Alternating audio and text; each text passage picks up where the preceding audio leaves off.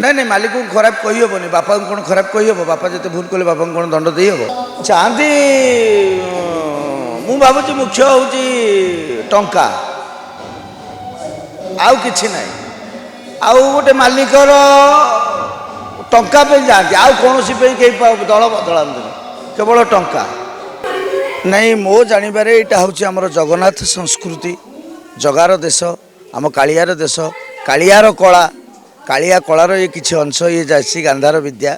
ତେଣୁକରି ଏଇଟା ଈଶ୍ୱର ପ୍ରାପ୍ତ ଜିନିଷ, ଭଗବାନଙ୍କ ଜିନିଷ, କାଳିଆର ଜିନିଷ, କାଳିଆ ଗଢ଼ା ଜିନିଷ ଠିକ୍ ଚାଲିଛି।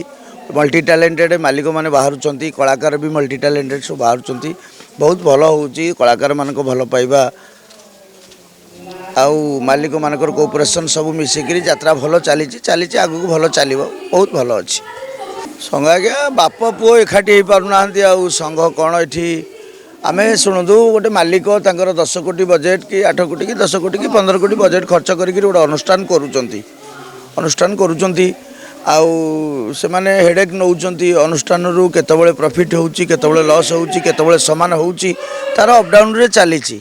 ଓକେ, ମାନେ ଆଜୁଜାଲି ଚାଲିଛି। ସଂସ୍ଥା କରିଛନ୍ତି ଯେତେବେଳେ ଇମେଜ୍ ଗୋଟେ ସୃଷ୍ଟି କରିଛନ୍ତି, ଗୋଟେ 200 ଲୋକଙ୍କର ଦାନା ପାଣି 200 ଲୋକଙ୍କ ସହିତ ଜଡ଼ିତ, ଆହୁରି ହିସାବ କରିଦେଲେ ମିନିମମ୍ ଗୋଟେ ଯାତ୍ରା ପାର୍ଟିରୁ ମିନିମମ୍ 3000 3500 ଲୋକଙ୍କ ସହିତ ସଂସ୍ପର୍ଶରେ ଇନକମ୍ରୁ ଲୋକମାନେ ଚଳୁଛନ୍ତି। ଗୋଟେ ସଂସ୍ଥା ସେ କରିଛନ୍ତି, ଏମ୍ପ୍ଲୟ ହିସାବରେ ଆମେ କାମ କରୁଛୁ। ଆମ ଏଠି କଳା ଅଛି, ସେମାନେ ଆମକୁ ଆଣିଛନ୍ତି, ଆମେ କାମ କରୁଛୁ। ଆମ ତରିକା ଭିତରେ ଚଳିଲେ ମୁଁ ଭାବୁଛି ସବୁ ଠିକ୍ ହେଇଯିବ। ଆଉ କଳାକାରଙ୍କର ପରିବର୍ତ୍ତନ, ଆଉ ମାଲିକମାନଙ୍କର ବି ଭଲ ପାଇବା, ଆନ୍ତରିକତା, ଭଲ ମନ୍ଦ ଯେମିତି ଆଗରୁ ସବୁ ଥିଲା, ବହୁତ ଭଲ ପାଇବା ମାଲିକମାନେ ଦିଅନ୍ତି, ବହୁତ ଇଏ କରନ୍ତି, ସବୁ ଭଲ ଚାଲିବ, ଭଲ ଚାଲିଛି। ଆମର ଏଠି ସୂର୍ଯ୍ୟ ମନ୍ଦିର ପରିବାର ବହୁତ ଭଲରେ ଚାଲିଛି, ଭଲ ଚାଲିଛି। ଆମ ବାବୁ ବହୁତ ଭଲ, ଏତେ ଲିଟିଗେସନ୍ ନାହିଁ, ଏତେ ନାହିଁ। ଆମର ବଙ୍କିମ ସାର୍ ମୁଖ୍ୟ ପରିଚାଳକ ଅଛନ୍ତି, ସେ ସବୁ ହ୍ୟାଣ୍ଡେଲ୍ କରନ୍ତି, ବହୁତ ପରିଶ୍ରମରେ, ବହୁତ ଶାନ୍ତି ଶୃଙ୍ଖଳା ପରିବେଶରେ ଚାଲିଛି ଅନୁଷ୍ଠାନ। ନାଇଁ ନାଇଁ ମାଲିକଙ୍କୁ ଖରାପ କହିହେବନି, ବାପାଙ୍କୁ କ'ଣ ଖରାପ କହିହେବ? ବାପା ଯେତେ ଭୁଲ କଲେ ବାପାଙ୍କୁ କ'ଣ ଦଣ୍ଡ ଦେଇହେବ? ଦେଇପାରିବେ ଆପଣ? ଆପଣ ବାପାଙ୍କୁ ଦଣ୍ଡ ଦେଇପାରିବେ? ହାଁ, ଏମିତି ପଛରେ ଇଏ ବାଡ଼େଇକି ହେଇକିରି କହିବେ, କିନ୍ତୁ ବାପାଙ୍କୁ ଦଣ୍ଡ ଦେଇହେବନି। କାରଣ ବାପା ଯେତେବେଳେ ଆମେ ବାପାଙ୍କ ଆସନରେ ବସେଇ ଦେଇଛେ, ସମସ୍ତେ ସବୁ କଳାକାର କହୁଛନ୍ତି ବାପା, ଦ୍ୱିତୀୟ ବାପା, ଅନ୍ନଦାତା, ଆମର ପୃଷ୍ଠପୋଷକ। ନାଇଁ ନାଇଁ ପିଲାମାନେ ଭୁଲ କଲେ ବାପାମାନେ ଶାସନ କରନ୍ତି। ଶାସନର ତରିକା ଯଦି କ'ଣ ଟିକେ ଭୁଲ ହେଇଥିବ, ତାହେଲେ ହୁଏତ କ'ଣ ହେଇଥିବ ଏଇଆ ହେଇଥିବ ଆଉ। ନାଇଁ ମୁଁ ଏମିତି କଲେଜ ଡ୍ରାମା ଫାମା କରୁଥିଲି, ଏମିତି ପଳେଇ ଆସିଲି ଯାତ୍ରାକୁ। ଆଉ ସେ ଷ୍ଟୋରି ଆଉ ବହୁତ ଦିନର ଷ୍ଟୋରି ଆଉ କହିହେବନି। ଆସିଛି ଯାତ୍ରାକୁ, ଯାତ୍ରା ବହୁତ ଭଲ ସଂସ୍ଥା, ଭଲ ସବୁ ଭଲ। କିଛି ନିଜେ ଯଦି ନିଜ ତରିକାରେ ଯଦି ଚଳି ଚାଲିବ ଏଇ ଅନୁଷ୍ଠାନରେ, ବହୁତ ଯାତ୍ରା ଖରାପ ନୁହେଁ, ବହୁତ ଭଲ। ହଁ, ଯାତ୍ରାରେ ପଇସା ଅଛି। ଆଉ କହୁଛନ୍ତି ଯେ ଯାତ୍ରା କଳାକାର ପଇସା ନେଇଯାଉଛନ୍ତି। ଆମେ ତ ସୀମିତ ଭିତରେ ଅଛୁ, ଯୋଗ ଉପରକୁ ନେଇଯାଉଛନ୍ତି। ନେବେନି କେମିତି ନେବେ? ସେମାନଙ୍କ ପାଇଁ ପ୍ରେଫରେନ୍ସ ହେଉଛି, ଦର୍ଶକ ଆସୁଛନ୍ତି। ଆଉ ଯେଉଁଟା ଠାକୁରଙ୍କ ପହଡ଼ ପଡ଼ୁଛି, ଯେତେବେଳେ ଇଏମାନେ ଉଜାଗର ରହୁଛନ୍ତି, ଦିନରେ କୌଣସି ଲୋକ ଶୁଅନ୍ତି। ତେଣୁକରି ସବୁ ପ୍ରକାର ଏମିତି ସିଷ୍ଟମେଟିକ୍ ଭିତରେ ଚାଲିଛି। ଯାହା ଠାକୁରଙ୍କ ଇଚ୍ଛା, ଜଗନ୍ନାଥ ଦେଶ, ସବୁ ଠିକ୍ ହେଇଯିବ। ନାଇଁ ଶୁଣନ୍ତୁ, ଦର୍ଶକ ଦେବତା କହୁଛନ୍ତି, ଦର୍ଶକ ଦେବତା ସେମାନେ ଯେତେବେଳେ ଟିକେଟ୍ କାଟିବା ପୂର୍ବରୁ ସେ ଅଲରେଡ଼ି ମାଇଣ୍ଡ ସେଟଅପ୍ କରି ସାରିଥିବେ। ଏଠି ଏଇ କଳାକାର ଅଛନ୍ତି, ନାଟକ ଭଲ ହେବ କି କ'ଣ ହେବ, ଅନୁଷ୍ଠାନ ଭଲ, ନାଟକ ପ୍ରବଂଶ, ସେ ସେଇ ମାଇଣ୍ଡ ସେଟଅପ୍ କରି ଟିକେଟ୍ କାଟନ୍ତି। ସେମାନେ ବି ଏଣ୍ଟରଟେନମେଣ୍ଟ ମଜା ନେଇକରି ଯାଆନ୍ତି। ଗ୍ରୀନ୍ ରୁମ୍କି ବି ଆସନ୍ତି, ମିଶନ୍ତି, କଥା ହୁଅନ୍ତି, ବହୁତ ଭଲ ବି କହିକି ଯାଇନ୍ତି। ବହୁତ ଭଲ ଦର୍ଶକ, ଭଲ। ଆମ ଓଡ଼ିଆ ଦର୍ଶକ ବହୁତ ଭଲ, କେହି ଖରାପ ନୁହନ୍ତି, ବହୁତ ଭଲ ସମସ୍ତେ।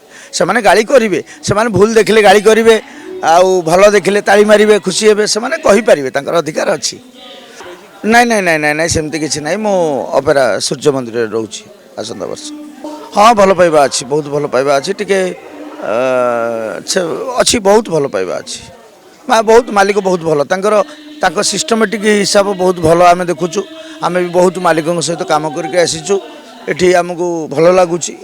ପରିଚାଳନା ଯିଏ ଅଛନ୍ତି ବଙ୍କିମ ସାର୍, ସେ ଜଣେ ବହୁତ ଭଲ ମଣିଷ।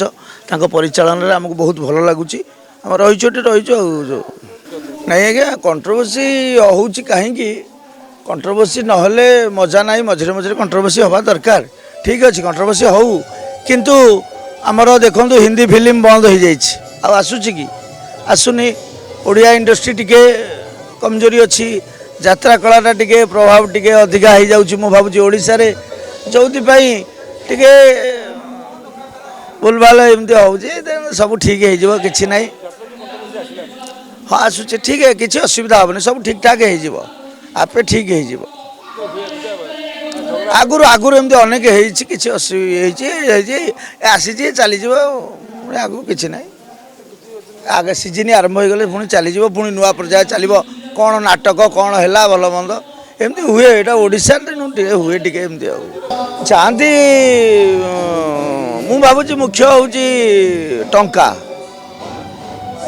ଆଉ କିଛି ନାହିଁ ଆଉ ଗୋଟେ ମାଲିକର ଟଙ୍କା ପାଇଁ ଯାଆନ୍ତି ଆଉ କୌଣସି ପାଇଁ କେହି ଦଳ ବଦଳାନ୍ତିନି କେବଳ ଟଙ୍କା